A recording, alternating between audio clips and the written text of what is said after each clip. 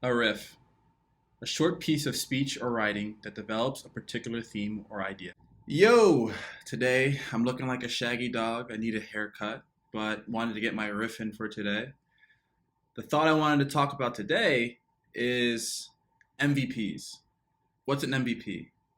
Well, if you've ever spent time in startup land, you've definitely heard of what an MVP is. An MVP stands for a minimum viable product. And the idea behind MVPs were that startup founders would want to create products to take to the market, sell, become these rich moguls. And they would create these big ideas in their head, but when they tested it with reality, it didn't work out. And that's why you have so many failed startups, so many failed businesses. So one smart guy came along, I think it was Eric Ries in this book, The Lean Startup. He said, create a minimum viable product, right? Just enough so that the idea makes sense when you sell it, but nothing grand. Because the idea is you want to test your assumptions really early.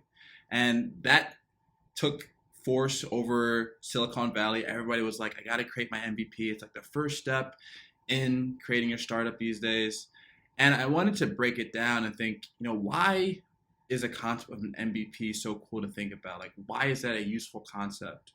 Well, whenever there's a complex project in which there's a lot of assumptions being made, there is a fine opportunity to test beforehand, right? So if you wait and put so much investment into this idea that gets complex as time goes along without testing it, right, you've put in the investment and it could flop, right? Your assumptions could be wrong, and now you've wasted all this time, money, and resources on something that you could have tested on day one, day 10, and the market would have told you, nah, buddy, this sucks. Right? Nobody wants this. So the takeaway from this video basically is if there's something that is complex in your head that you're spending time on, that you don't know if it's going to work, find a way to test it. It might be something very small, but test and start to validate your assumptions so that you could understand that this is the right way forward, or cut bait and say, I'm going to do something else. That's my riff for today.